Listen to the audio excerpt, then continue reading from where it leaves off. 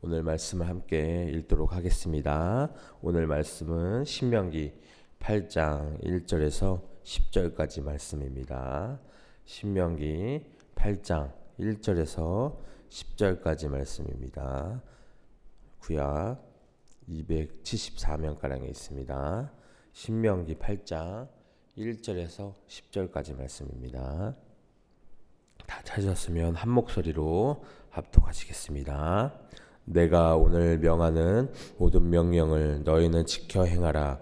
그리하면 너희가 살고 번성하고 여호와께서 너희 조상들에게 맹세하신 땅에 들어가서 그것을 차지하리라. 내 하나님 여호와께서 이 40년 동안에 내게 광야 길을 걷게 하신 것을 기억하라. 이는 너를 낮추시며 너를 시험하사 내 마음이 어떠한지 그 명령을 지키지 않는지 알려 하심이라. 너를 낮추시며 너를 줄이게 하시며 또 너도 알지 못하며 내 조상들도 알지 못하던 만나를 내게 보이신 것은 사람이 떡으로만 사는 것이 아니요 여호와의 입에서 나오는 모든 말씀으로 사는 줄을 내가 알려 하심이니라. 이 40년 동안에 내 의복이 헤어지지 아니하였고 내 발이 부르트지 아니하였느니라. 너는 사람이 그 아들을 징계함 같이 내 하나님 여호와께서 너를 징계하시는 줄 마음에 생각하고 내 하나님 여호와의 명령을 지켜 그의 길을 따라가며 그를 경외할지니라. 내 하나님 여호와께서 아름 땅에 이르게 하시나니 그곳은 골짜기든지 산지든지 시내와 분천과 샘이 흐르고 밀과 보리의 소산지요 포도와 무화과의 성류와 감람나무와 꿀의 소산지라. 내가 먹을 것에 모자람이 없고 내게 아무 부족함이 그 땅의 돌은 철이요 산에서는 갤진 것이라. 내가 먹어서 배부르고 내 하나님 여호와께서 옥토를 내게 주셨으므로 말미암아 그를 찬송하리라. 아멘. 말씀 함께 묵상하도록 하겠습니다. 오늘은 하나님의 계명을 준수하는 것은 생명과 번성을 위한 길이라고 이야기하고 있습니다.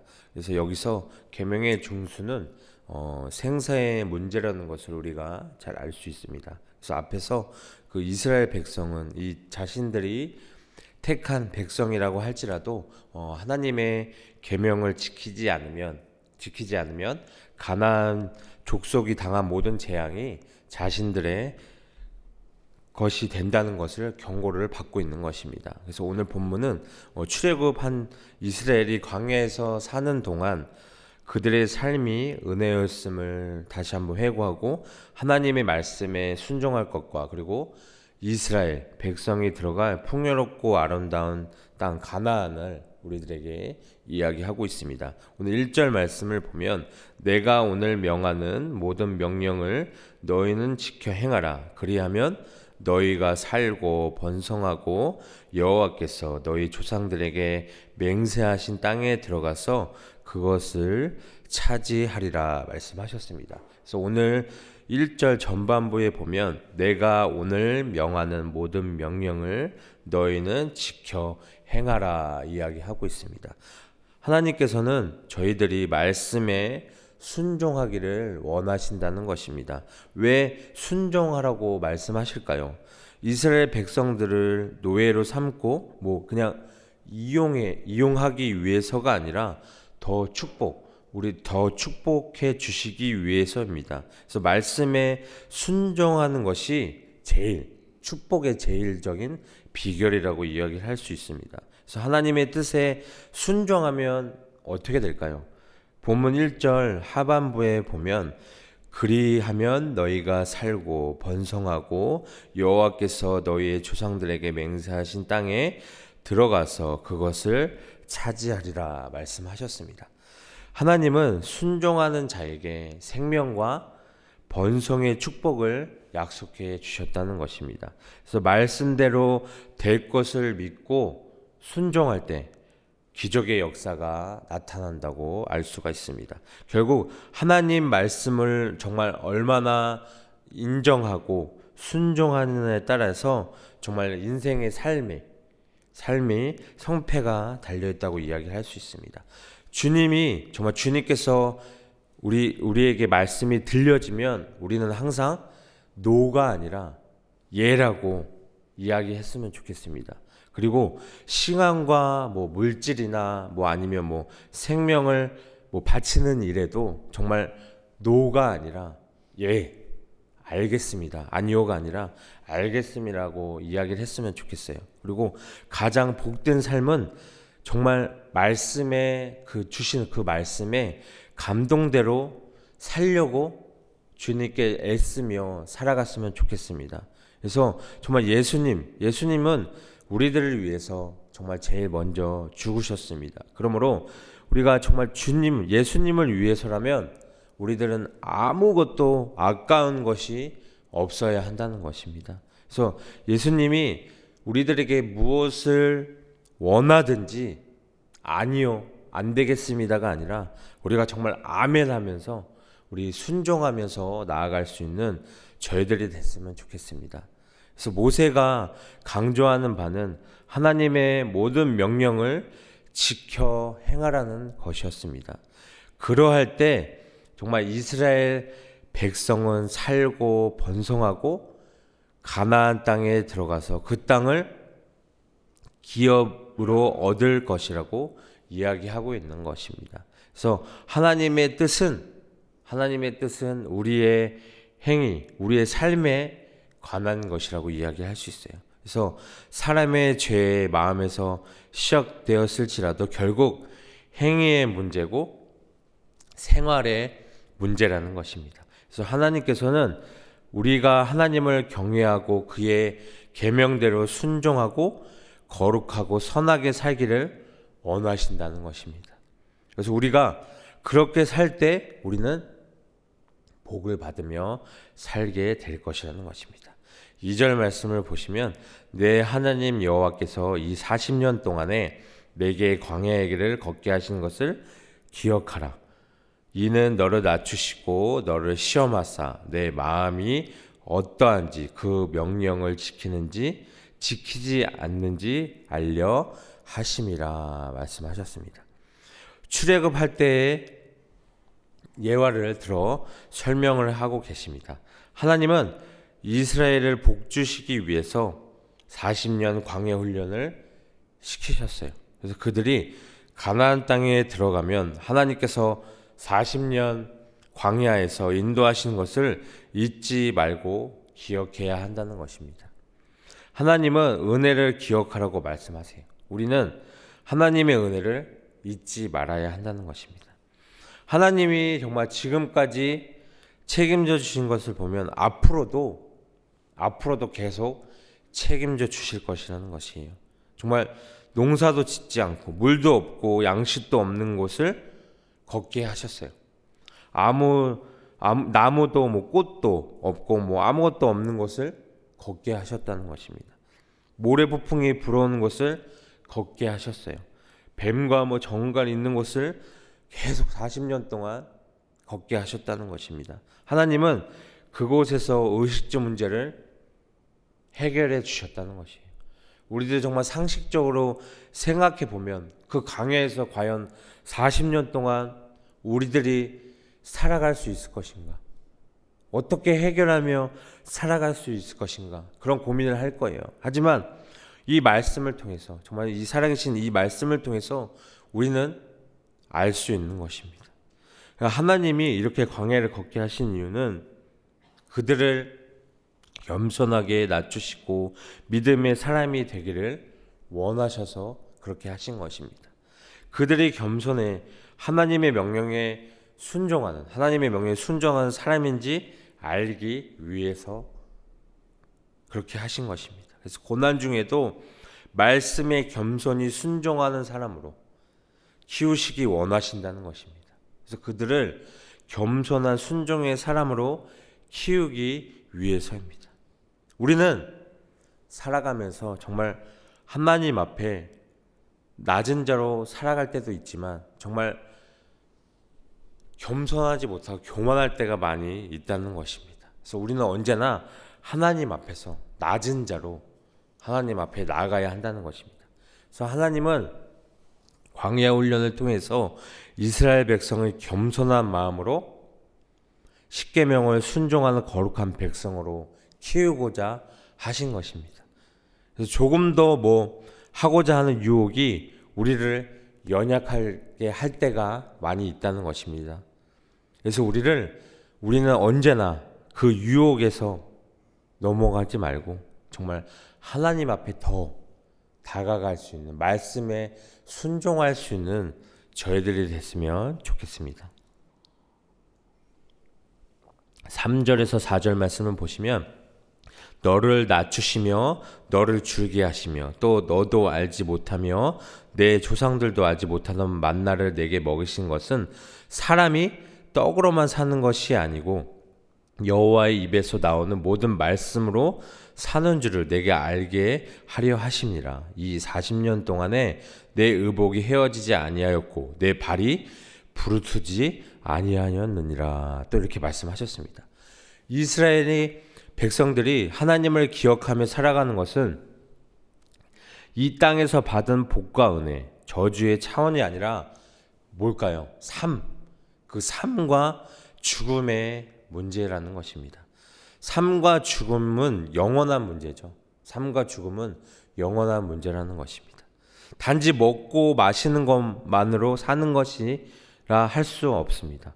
이 공생을 시작하시며 40일 동안 금식하신 후에 돌을 떡으로 만들라는 그 유혹을 받으신 주님께서 말씀하신 답변이 3절 말씀입니다. 여호와의 입에서 나오는 모든 것으로 살아갈 수 있다는 것입니다. 이처럼 하나님 안에서 살아갈 수 있는 비밀을 알려주셨는데도 그 비밀을 자신의 것으로 삼지 못한다면 그것은 누구의 문제일까요? 정말 전적으로 우리의 책임일 수 있다는 것입니다. 3절 말씀에 이스라엘이 하나님의 명령을 지켜 행하면 살 것이라고 말씀하셨어요.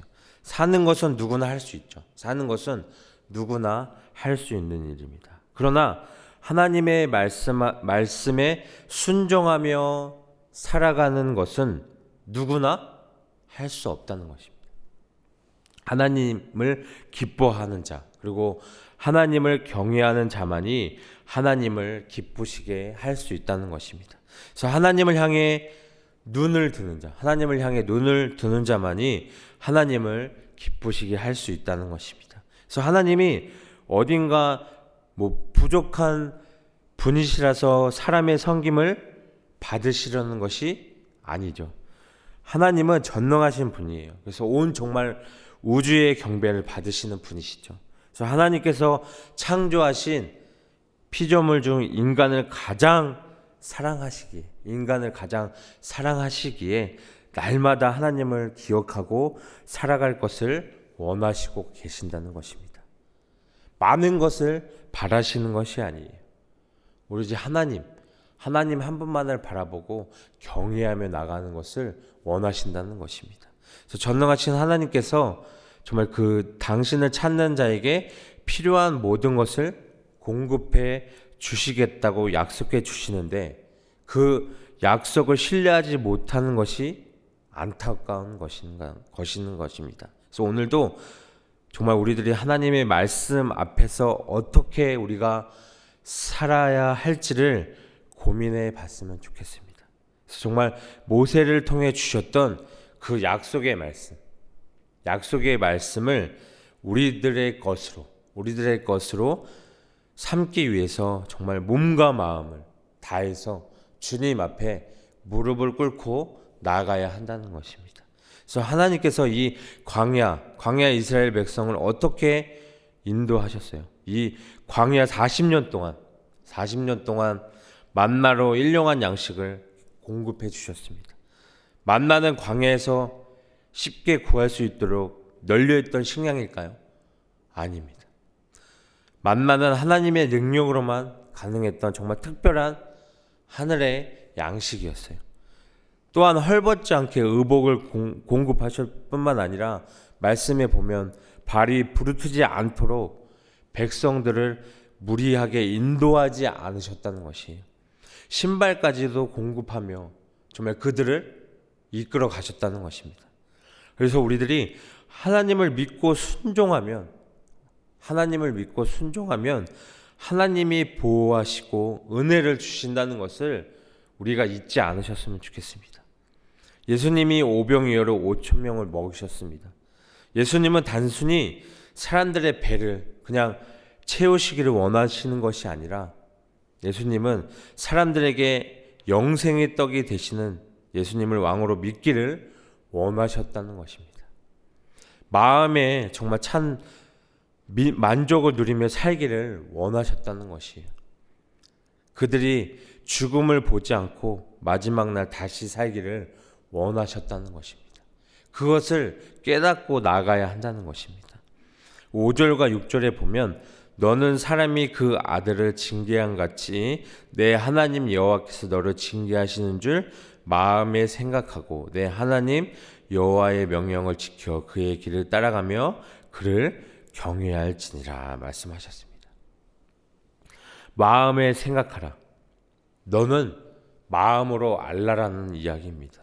이미 깨달아 알았거나 경험하여 알게 된 그 사실, 광야 40년간의 고난과 하나님의 도우심을 통해서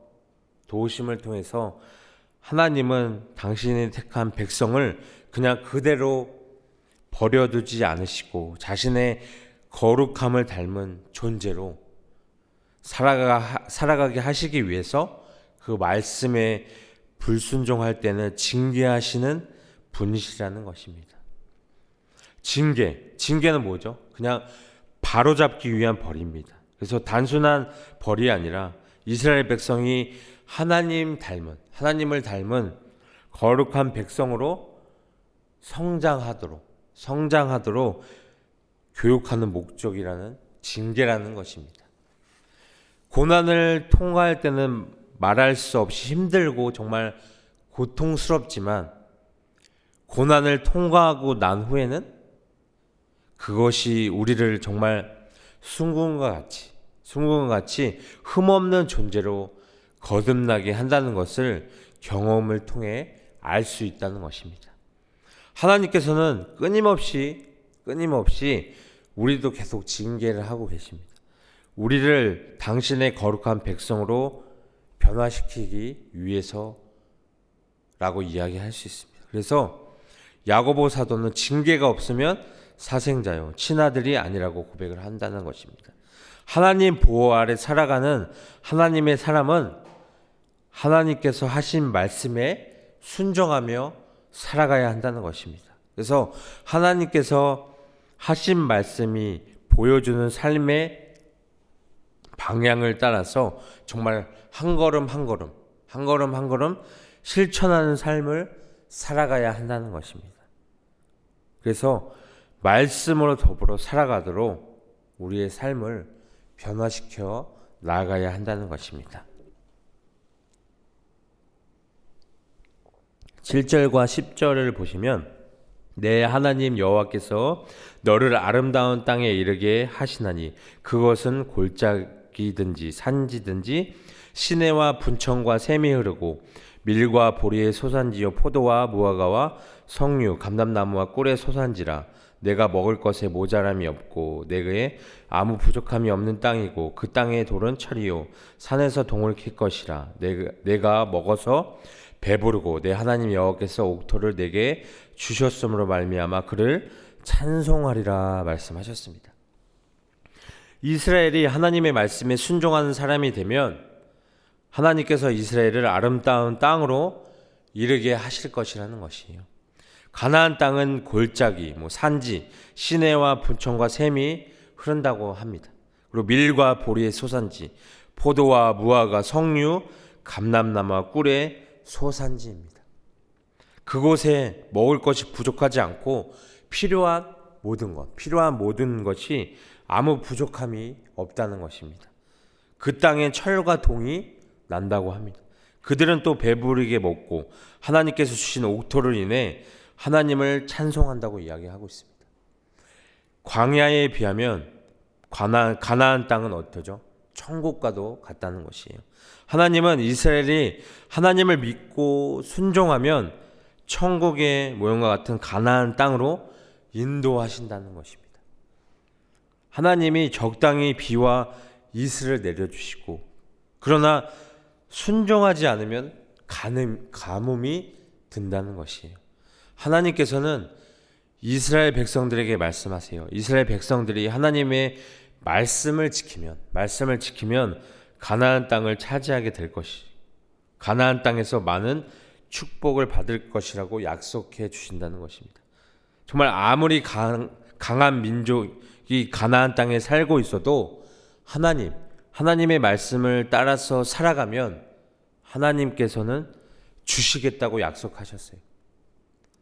이것이 이스라엘에게 능력의 원동력이라는 것입니다. 주님의 말씀에 순종한 사람만이 알 수 있습니다. 이 모든 것을 알 수 있습니다. 이유는 각 사람에게 허락하신 하나님의 선물이라는 것이에요. 그래서 오늘도 이 말씀을 우리가 보고 깨달으면서 오늘도 주님께 드릴 선물을 준비하기에 부족함 없는 저희들이 됐으면 좋겠습니다.